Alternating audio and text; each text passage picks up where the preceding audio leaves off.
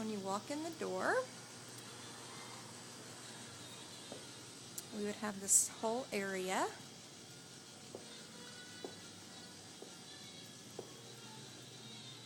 Food would actually be set up right here. These high top tables will be moved out of the way.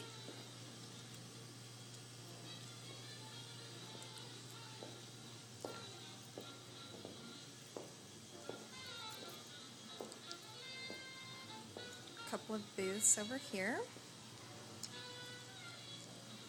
And then a sunken living room area down below. And it's the bar.